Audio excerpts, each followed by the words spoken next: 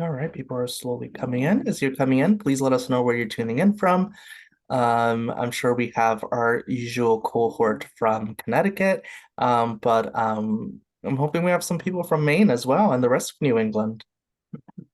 So yeah, please let us know where you're tuning in from, what brought you here today, anything, just put it in the chat, and we'll get started in a few seconds.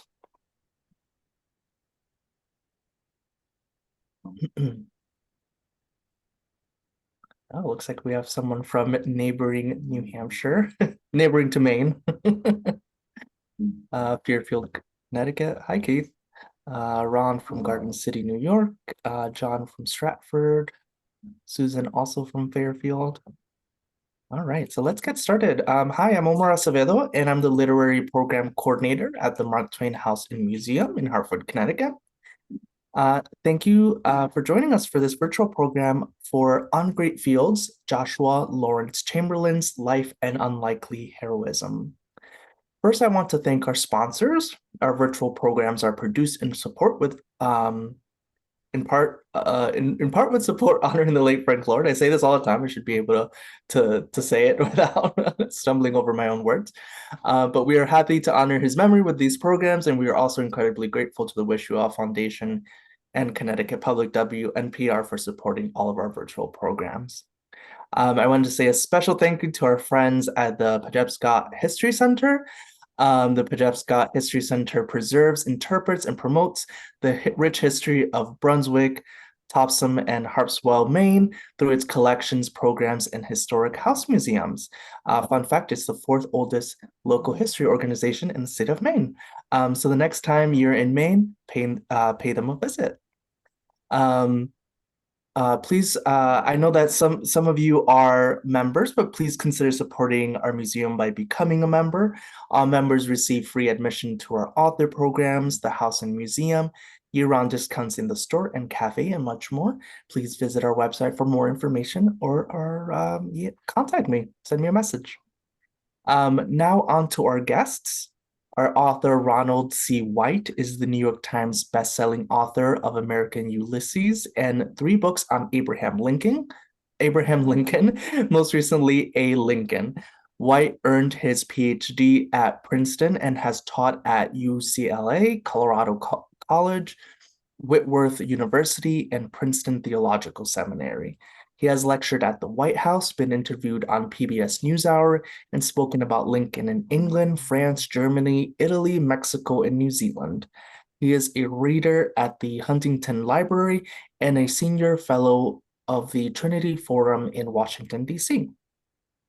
Our moderator, Larissa Vigay-Picard, has been an executive director of the Pajepsa Historical Center since 2015. Formerly, she was the director of education at Maine Historical Society, and before returning to her home state in 2007, director of community programs at Vermont Humanities Council. She holds a BA in English Literature from Bates College and an MA in English Literature from Middlebury College's Bread Loaf School of English. During this event, we encourage you to have a conversation with each other in the chat. If you have a specific question, though, please post that directly into the Q&A section. That is all from me. I'll stop butchering the common English words that I should know already. And I'll turn this over to Ron and Larissa. Thank you so much, Omar. We're very happy to be here today. Really thankful that the Mark Twain House and Museum has asked us to do this, participate in their virtual author program. And I want to say, in preparing for this call, I discovered that Chamberlain and Twain were actually at an event together in York, Maine in 1902, which was quite amazing. Chamberlain was on the dais as Twain was speaking. Last week, Ron and I participated in a popular call-in program on Maine Public Radio called Maine Calling about his book and Joshua Chamberlain. And Ron has been doing quite a number of author talks across the country at bookstores, colleges, and other venues.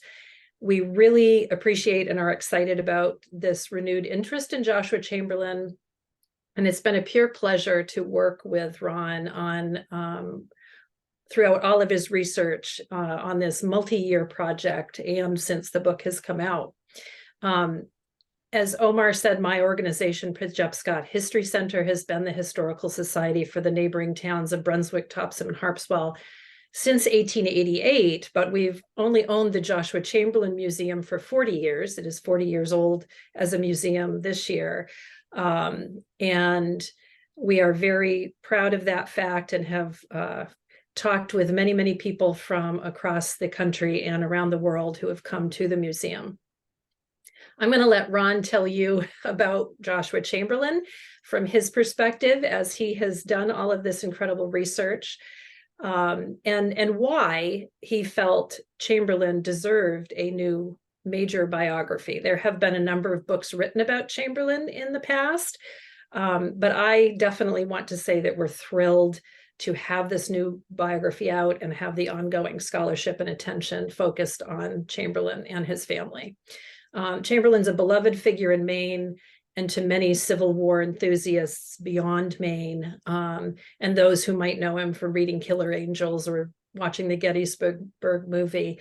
But more people need to know who he is and the more fuller story of his life, and how it's applicable to our lives today. So all that said, I'm going to try to talk much less and just field some questions or throw out some questions to Ron. And so where I'd like to start, Ron, is by asking you to talk a little bit about how you came to write biographies in the first place. It's a big project to take on a major figure's biography, and how you've chosen your subjects of Lincoln and Grant and now Chamberlain. And then maybe that can segue into talking about who Joshua Chamberlain was, a bit of a summary for folks who may not know. Thank you, Larissa. And Omar, thanks to the invitation to both of us and for your audience. Yes, Larissa and I have become good friends. She's become so incredibly helpful to me in trying to understand Chamberlain and the larger story of Maine. Yes, the art of biography is a fascinating subject. That's not where I started. I had written a couple of books on Lincoln, and I decided in 2009, the bicentennial of Lincoln's birth, I would do a Lincoln biography. Well, the director of research at the Huntington Library said to me, "Do we need another biography of Lincoln?" Fair question. So I tried to approach it from various vantage points, which I then also employed with Ulysses S. Grant. Well, what are those vantage points? First of all, I think we often skip too quickly over the young person's life, what I call the formative period.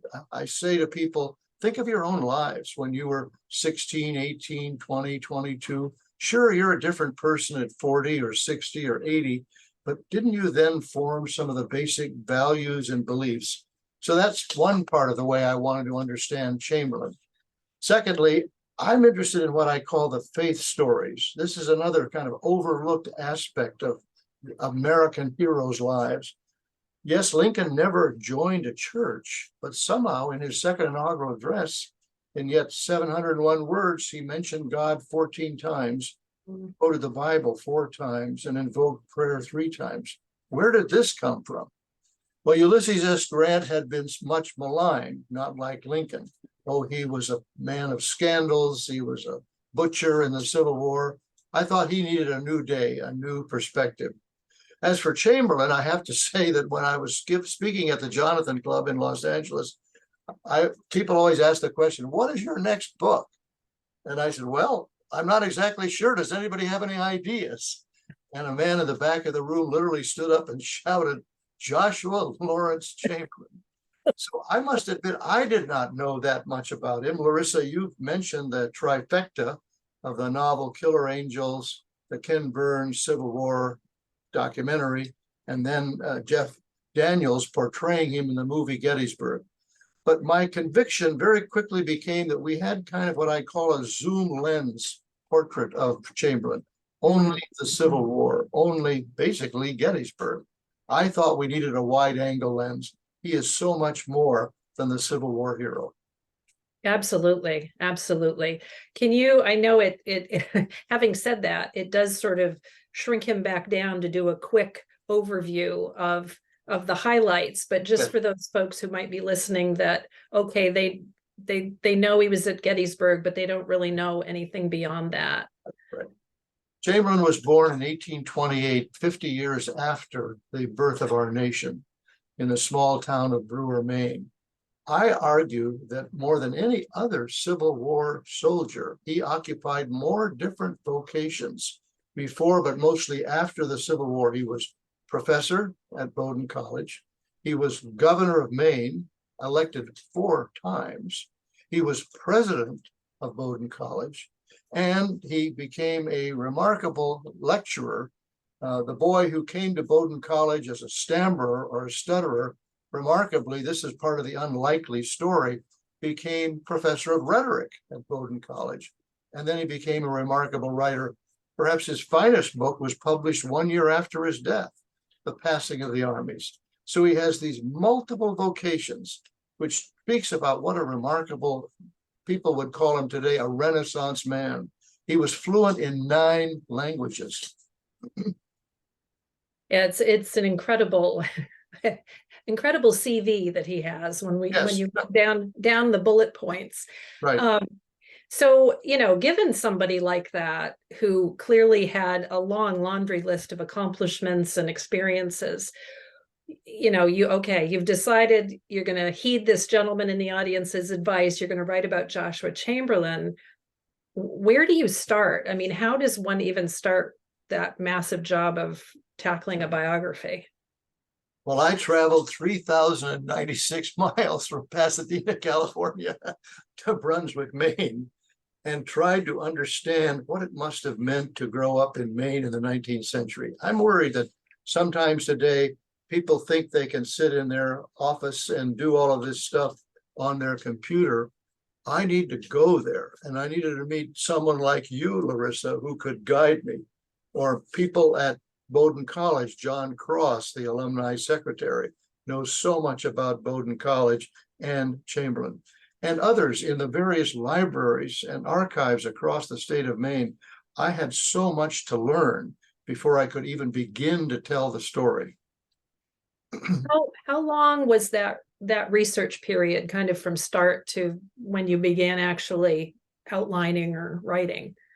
I first came to Maine in the summer of 2017, so it's been 6 years. I intervened in a little of that by writing another smaller book on Lincoln. But for 6 years, and I often say, I sometimes wake up at 3 o'clock in the morning thinking about Joshua Lawrence. I wanted to somehow try to inhabit this remarkable man's life, both in his compelling, courageous story, but also in the controversies that surrounded him then and now. Did he fabricate? Did he exaggerate what he had done in the Civil War? I had to deal with those questions. Well, that is a great point. Part of what we're interested in doing at the museum is telling the full story of his life, not just the Chamberlain on a pedestal at Little Round Top, which is an important part, obviously, but there are many other aspects to his life, and he was very human, like we all are. And I wonder if you could maybe share a few examples of that with folks, and kind of how you dealt with, balancing the hero and the complex individual who maybe didn't always make the right decision. Well, Chamberlain was a very idealistic person. He'd been raised in a deeply religious home. His family were what I would almost call 19th century versions of Puritanism. Puritanism had a bad name recently, I think unfairly. It really was about the life of the mind. So early on, he developed an intellectual curiosity. Then he went to Bowdoin College, which was really rooted in a classical education. And I was so intrigued. Why a classical education? Well, our founders, if we remember, were involved with the Greek and Roman thinking. But a professor at Harvard said we need classical education because our particular time is all rooted in self-interest. Gosh, it sounds so completely present today. How can we move beyond self-interest, to embrace values of virtue, loyalty, duty. I found his penmanship book. People practice their penmanship. And at the top of it, this was not his words, this was Bowdoin College's words: be virtuous and you will be happy. So the whole concept of virtue was very important. But to your question, idealistic people sometimes are not always the best listeners. They are filled with their own understanding and vision. He was a visionary, but he wasn't always the best person to listen to the voices of others. And this would come through not even so much in the Civil War, but maybe as governor and as president of the college, when there were people who had differing ideas than his on important issues. Yeah, there's a great story of when he was president of Bowdoin, the so-called drill rebellion, which fascinates some people. And I think in our mindset today of what happens on college campuses, it's hard for us to believe that he tried to institute this military drill. But if you could just share that story with folks, it's. Yes, after the Civil War, and it needs to be remembered, he wasn't alone. There were more than 20 colleges who believed that the Civil War had taken the North by surprise. And now we had a new generation of young men who, from their point of view, were kind of soft, hadn't really understood the meaning of the war. So why not have a drill as part of the education of these colleges? Well, Chamberlain, who was the Civil War hero, they never called him President Chamberlain. They always called him General Chamberlain. He instituted a drill. And at first, this was quite successful. But then there was an amazing pushback. Are you wanting us to become a military college? This is taking so much of our time. We don't really appreciate all of this time spent in drill. And so first one class, sophomore, junior, senior, they said, we will not do this. Well, then this produced what was called, in, as you say, the drill rebellion. And the students said, we're not going to do this. Well, this suddenly hit the airwaves, not simply in Maine, but in Boston, Well, are you going to allow students to tell you what to do? So all the students were literally, their parents were sent a letter saying, if you do not comply with the regulations of this college, you will be dismissed. Well, ultimately, at the end of the day, all but 3 students complied. But this was a difficult time for Chamberlain. I think, in fairness, I don't think Chamberlain did this alone. I think the faculty were also involved in this. But this was kind of a, well, my goodness, who is this person to sort of, does he arbitrarily, as a general, say this is what new college education should be? This became very controversial.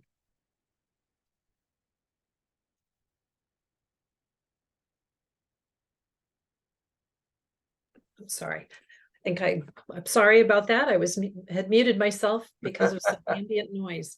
I want to go back a little bit to what you said about focusing on the youth of the person. If you're going to write a biography, it's important to really focus on those early years, because we absorb so much learning and lessons from our family and other adult figures in our life that maybe affect decisions we make 50 years later. Can you say some more about what the types of experiences that Chamberlain had, or things that he learned in his youth or his young manhood that you feel that really impacted things later on? Well, he was very much an adventurer. He would swim across the Pejepscot, across the river. And to challenge himself, he would put a 25-pound rock under one of his arms when he tried to swim back. But the interesting thing I discovered was what all of the young boys did in that day was what they called gunning. They would use their guns to hunt and shoot animals. Well, this is the one activity that Chamberlain would not do. You can imagine when he had to tell his boyhood friends, I will not do this. Why? Because I don't have the right to take the life of another. And so he went against the male boyhood culture of his time, which I thought said a lot about who he was. Part of his education growing up, his religious education, was he memorized what was called the Westminster Shorter Catechism. This was something that came down from the Protestant Reformation of the 16th century. It was that the way you learned the Christian faith was you memorized questions and answers. So the Westminster Shorter Catechism was 107 questions and answers. Question 1, what is the chief end of man? Answer 1, man's chief end is to glorify God and follow him forever. Well, in our day, our children and grandchildren say, I can look that up on Google. But he believed that this was not simply part of his mind, but part of his heart. And I was intrigued that a few years later, in tackling one of his most difficult challenges, he said, I was fortified by the Westminster Confession. So it tells us how deeply he put the Christian faith into his life. I imagine that repetition of learning those things almost, you absorb it into your being completely. You absorb it. Yeah. And it probably becomes almost innate to you and becomes lessons that you even unconsciously use throughout your life. Well said. That's very well said. Yes. And the part about, I was fascinated at the part about not going out and killing animals, which in part seems maybe it's a faith-based decision because he doesn't want to take a life. That's not his, but again, very unusual for the time. And, there are other instances in his life where that sort of heart of Joshua Chamberlain's is revealed, or that so-called softer side, I guess. It's really, it's really unusual. I think that's one of the things that draw people to him as a subject matter. And then the paradox, of course, is that he becomes this incredible soldier in the Civil War, where obviously he does have to use guns and he does have to do killing. This is part of what war is. And so how you see both sides of the same person. Yeah, absolutely. I think that makes me think of another thing that I think we have seen so many visitors that are fascinated by the fact that this was a person with no military training and a professor. And one of his early pictures when he is a professor at Bowdoin, very studious, very sort of stereotypical scholarly with the little glasses. And yet he makes this decision, I want to go off and fight. Can you just talk a little bit about that moment in his life when the war has started and what is going on within him and how does he make that decision? Well, at this point in time, when the war begins, he's a man in his early 30s, married with 2 young children. No one would have decried the fact that he would not serve. There were no electives at Bowdoin College, so he would have taught every single student who then did enlist in the Union Army, 2 enlisted in the Confederate Army, and he was getting reports back of these men being captured and even being killed. Here I tip my hat to John Cross, the alumni secretary of the college, who has very studiously followed out every single person who enlisted in the Union Army. Well, in July of 1862, President Lincoln offers a proclamation saying we need 300,000 more men to serve in the Union Army. In 13 days, Chamberlain writes to the governor of Maine and volunteers his service. Governors were looking for eminent persons because these persons would have to help recruit a regiment, which was 1,000 men. So he was overjoyed, I'm sure, when Chamberlain, by then already well known, volunteered. So the governor says, well, I'll make you a colonel. And I'm sure to the surprise of the governor, Chamberlain replies, no, don't do that. I don't deserve to be a colonel. Give me a lesser rank. And then I love his words. I want to learn and earn my way to a higher rank. So he starts out as a lieutenant colonel of the 20th Maine and does help recruit this regiment of Maine soldiers. And then we're on to history after that point, for sure. Yeah. So, again, people know about him. Many people know about him mainly because of Little Round Top, holding the left flank. Yes. Giving the charge, the bayonet charge to the last desperate effort, essentially, and how crucial that was in helping turn the tide there. Right. And that is sort of the pedestal Chamberlain. But we also have, and I love this in the book, that you really devote quite a bit of time much later in his life to something that's very similar. You compare it in many ways, and that is the election crisis of 1880 here in Maine, which again has some resonance with modern times.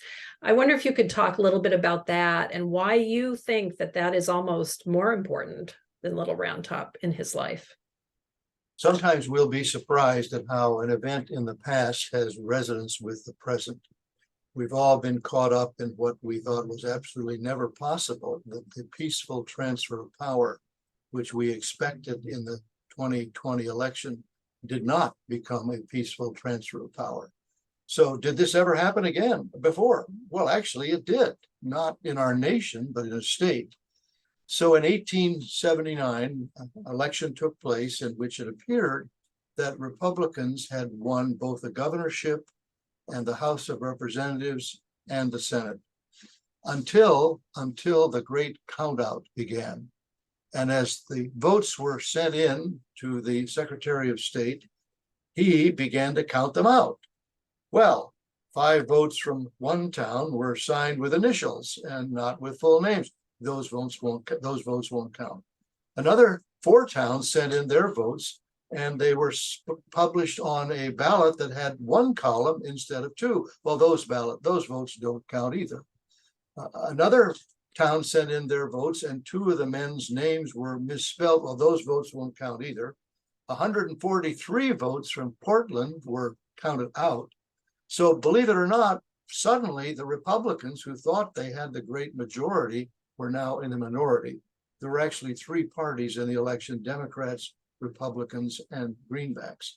And the Maine Constitution said that if one party had not won the majority, the candidate for the Republican governorship was 840 votes short of a majority.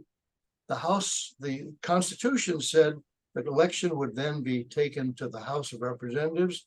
They would select 2 of the 3 candidates, and the Senate would then vote on 1. So suddenly, the Republicans in the state were outraged. What is going on here? And men began to gather their arms and to march to the Capitol for what surely looked like an insurrection. The Democratic governor had put together a paramilitary force. Arms were coming from the armory at Bangor. And in the middle of all this, what could take place? Who could solve the problem? Fascinatingly, the governor, a Democrat, called upon Joshua Lawrence Chamberlain. Chamberlain came to Augusta, the state capital, on January 5. The transfer of power was supposed to be January 7.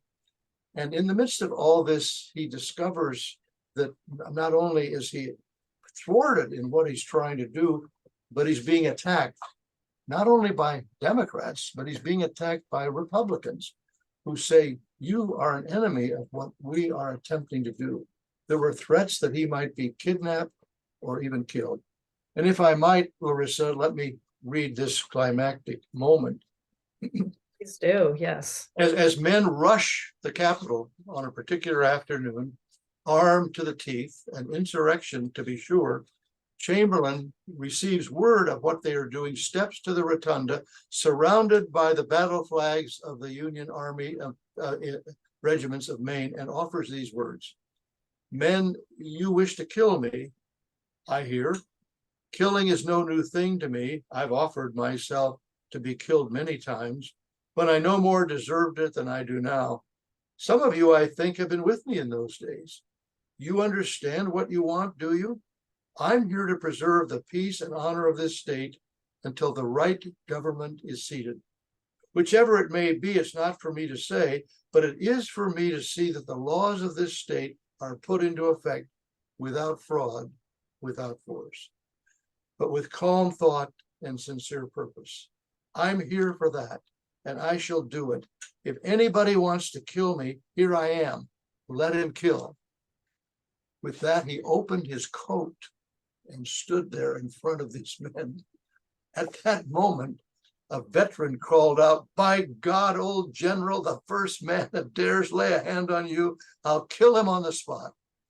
And the crowd drifted away.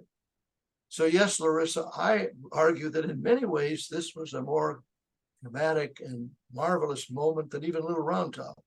He actually wrote to Fanny, his wife, the next day, "This is a second Round Top." Little Round Top was 90 minutes, spontaneous. This was 12 days, the famous 12 days of January, in which he had to become the mastermind of what this would all be. I just think this is the most remarkable story. If I could read this one story that depicts this. Sure. Thomas Reed was a United States congressman, and he wrote about that event. "The resplendent figure, at last we have peace abroad, wide-winged, beneficent, and headed by a major general. The resplendent figure, shining like one of the sons of the morning, which has brought us this tranquil joy, is the figure of Joshua Lawrence Chamberlain, to whom Lee surrendered." He described Chamberlain as one who walks the State House stairs, master of the situation. Well, the end result was that the turmoil was presented to the state Supreme Court, which overturned the unconstitutional doing away the count out. The Republican governor was elected. The Republicans won the House. Republicans won the Senate. But what we thought was absolutely unique on January 6, 2021 had actually happened in January of 1880. And at that time, there was a figure named Joshua Lawrence Chamberlain who stepped forward to mediate the situation. It's often the case that there is a lesson back in history for what's going on in our present day, for sure. And that is the value of it and the importance of reading it, and learning more about figures like this. Are there other things about his life that you would allude to, things that you wrote about in the book that really are good lessons for us today, or at least things that are reasons why it's helpful to understand his story today?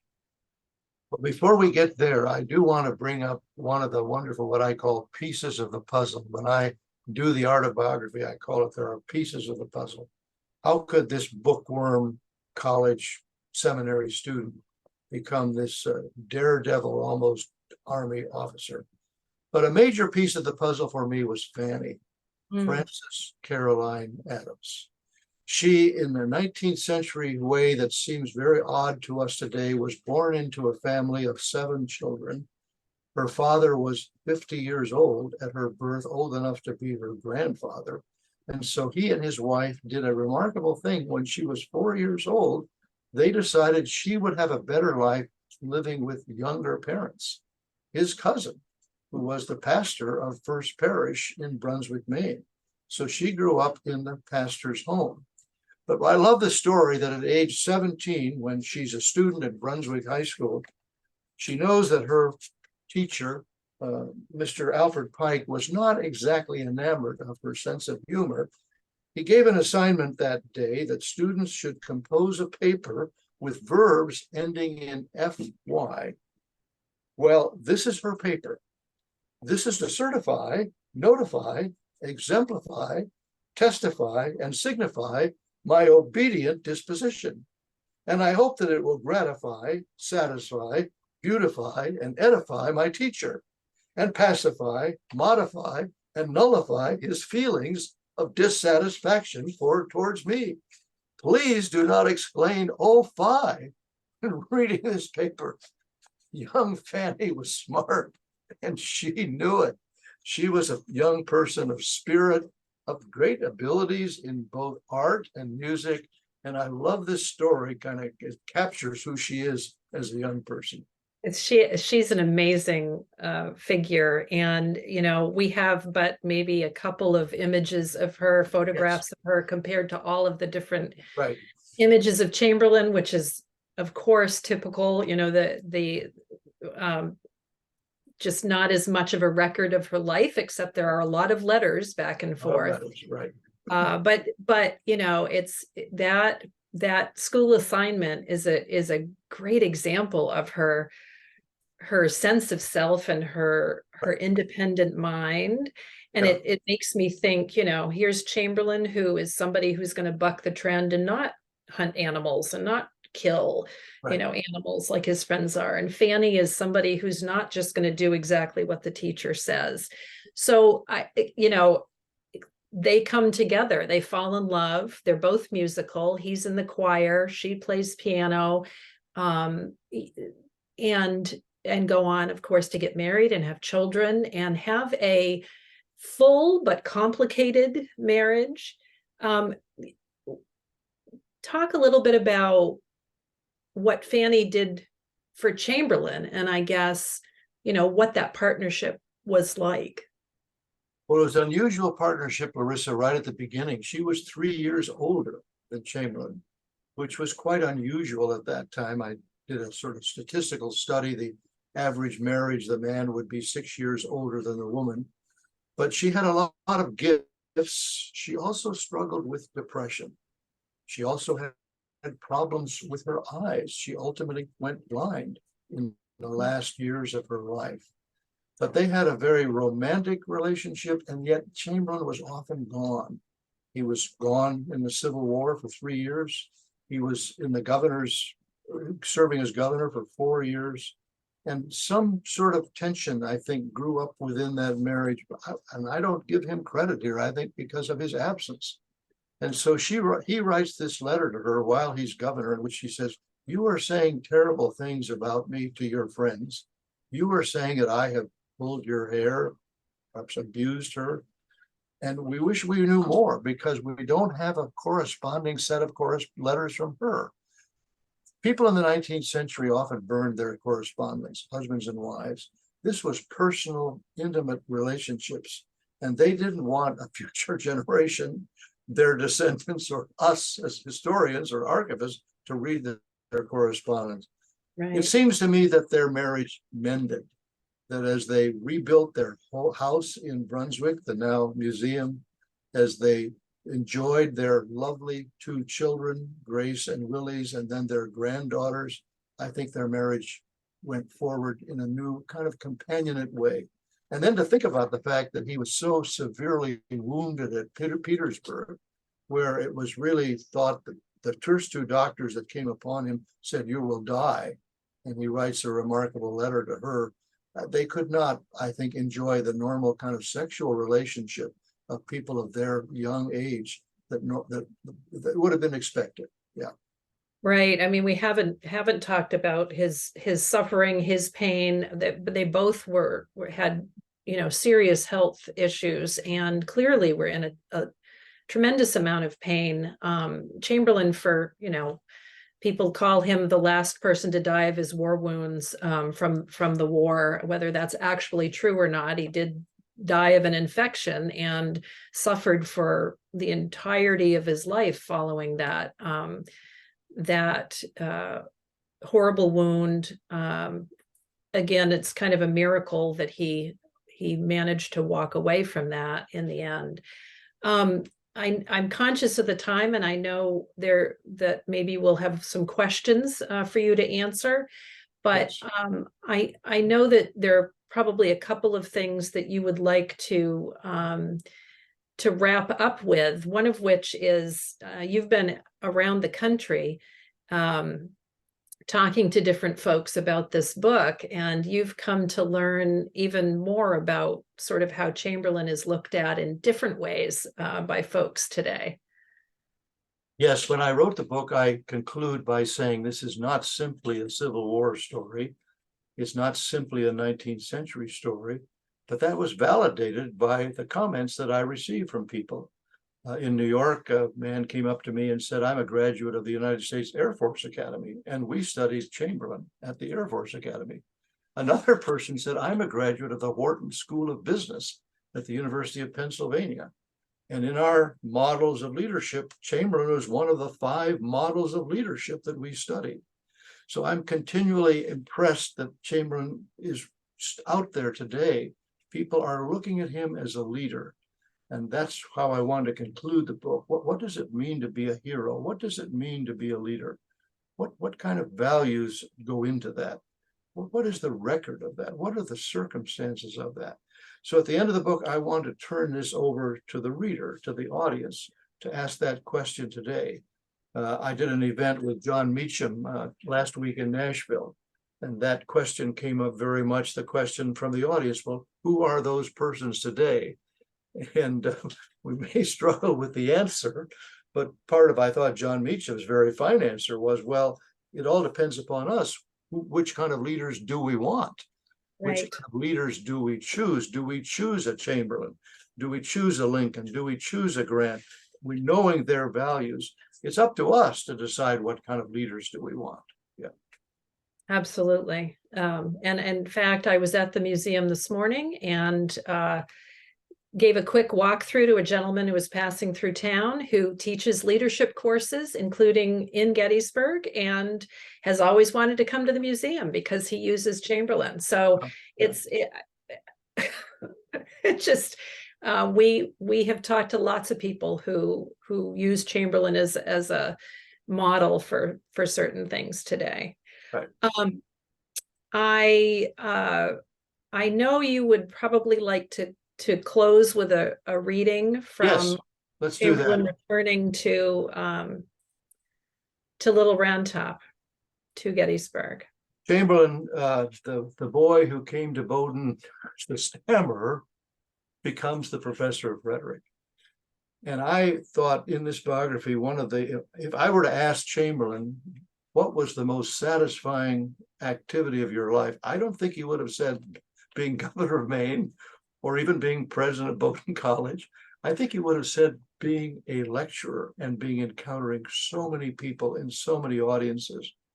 In 1889, they returned to Gettysburg to install monuments to both Little Round Top and Big Round Top. And there he wrote these remarkable words. In great deeds, something abides. On great fields, something stays. Forms change and pass, bodies disappear, but spirits linger to consecrate ground for the vision place of souls.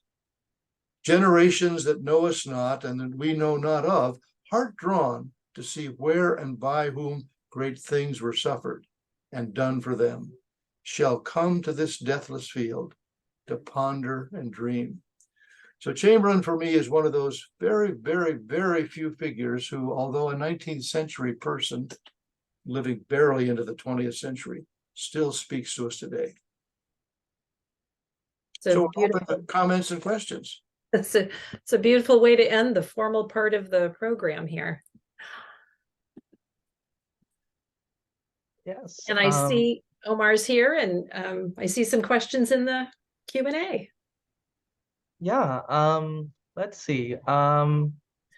Keith is wondering, can you talk a bit about how Chamberlain came to organize the defense of the Union left flank? Why didn't the rebels simply bypass the stronghold by going to their right and roll up the Union forces from the rear? Well, in the afternoon of July 2nd, Gouverneur Warren, leading the 5th Corps, suddenly with his field glasses looked up and saw that Little Round Top was literally unoccupied. And he knew quickly that if the Confederates got to the top of Little Round Top, they would have the advantage. So the Union needed to be there. Strong Vincent said to Chamberlain, he was the brigade commander, defend this at all costs. You must hold this line. So strategically, this was the far left line of the Union Army. And this is why it needed to be held. And so the Confederates tried to come up, both Alabama and Texas regiments, and Chamberlain defended that regiment. The Alabama regiment, the 15th Regiment, William Calvin Oates, was twice the size by that now beleaguered 20th Regiment. But this was the great moment where they bayonet charged, went down the hill, and routed a force twice their size.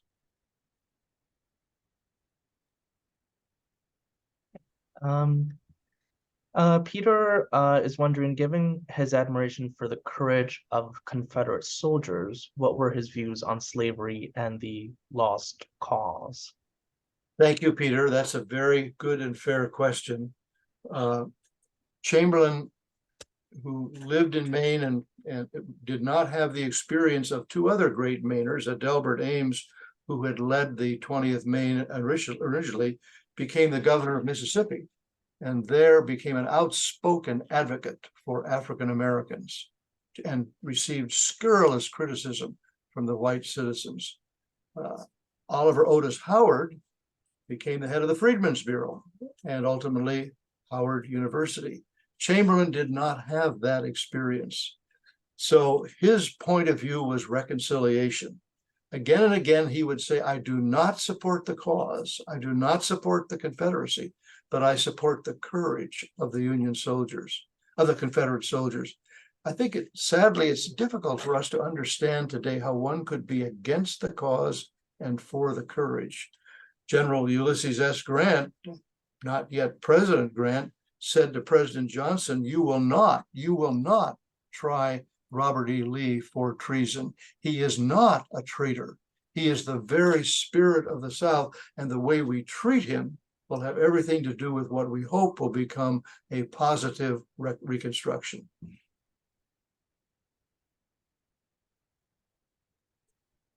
Larry has a comment. Thanks for adding so many dimensions to Lawrence.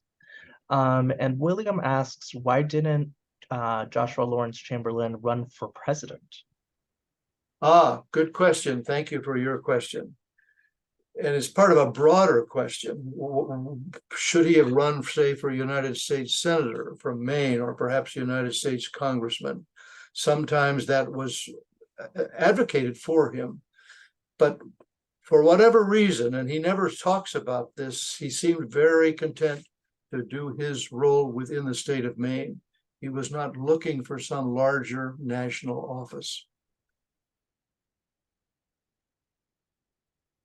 It doesn't look like we have any more questions at the moment. I do see, if I could just jump in here, I do see a question having to do with the house and research on his ability as an engineer and the story behind the work he did on his home, especially where he constructed a second floor. And it is pretty fascinating when people come to the house and understand the very complex story of how that house changed over time and why. So, Ron, do you want to say something about that? Well, Chamberlain took a house that was several blocks from the campus and the church and moved it, first of all, to Main Street. So it faces directly the campus of Bowdoin College and the First Parish. Those two institutions were deeply intertwined. For many, many, many years, the commencement of the college was held in the church. But then he got the idea that he wanted, as president, to enlarge the home. So he took the first floor and raised it 11 feet and built a first new floor, much, much larger, able to accommodate all the visitors that would come, the students who would come. And Larissa, you know more about this than I do, so please add your information about how you see this taking place. Sure. Well, you know, he was president. He wanted a home that was more grand, that had an entrance that befitted somebody who was going to have important figures come over to the house for tea or what have you. And the new first floor has a much grander entrance than the original one, and a beautiful, gorgeous staircase. And Chamberlain had the benefit of where we're located here on the coast of Maine, in that had considerable shipbuilding history. We have considerable shipbuilding history here. And so there were many ship engineers that worked around here. And it's our understanding that he employed some folks who actually worked at the shipyards, and they were the ones who facilitated raising the house up. It's funny for us to think of today. I mean, we see houses being moved, on the interstate or what have you, but they were doing this 150 plus years ago.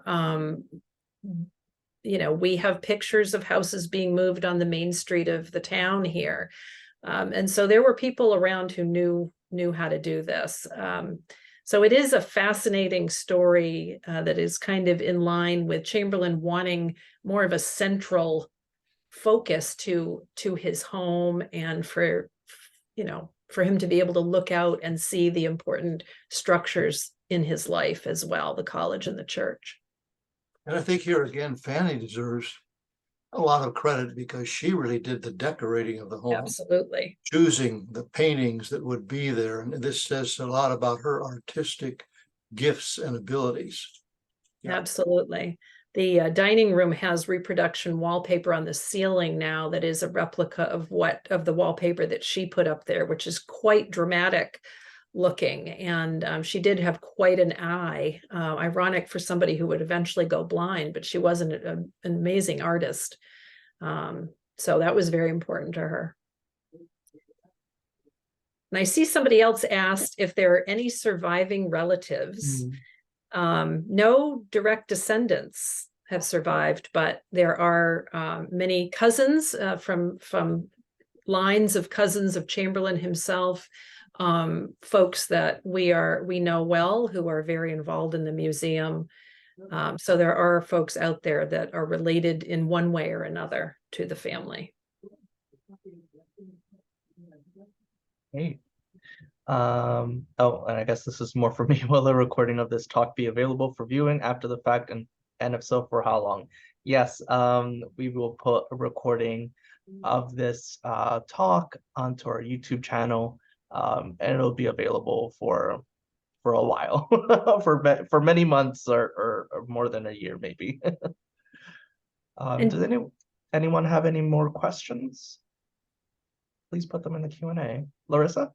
I was just going to ask Ron one final question since we have a couple minutes left, and that is what if he could tell us about his next project, or at any rate what he is beginning to think about working on as he's jetting across the country to talk about this book.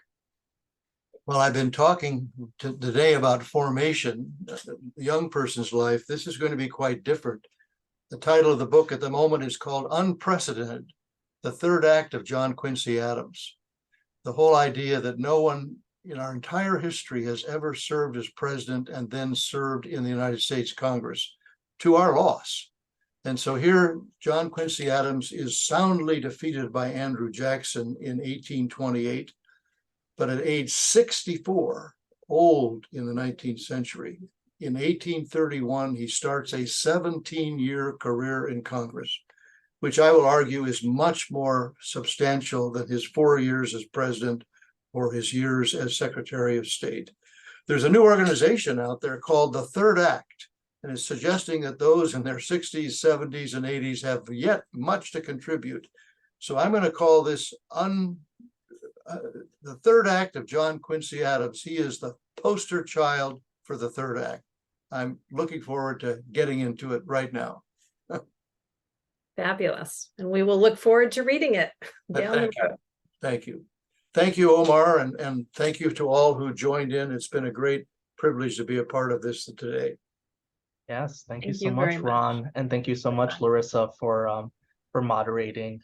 Thanks to our audience for joining us. Please join us again soon. I dropped a link in the chat to get Ron's book, to see our future events, and also visit the website of the Pajewska History Center as well. Thanks, everyone. Have a great day. Thank you. Thanks, Larissa. Thank you. Thanks, Ron. Okay. Take care. Bye. Bye.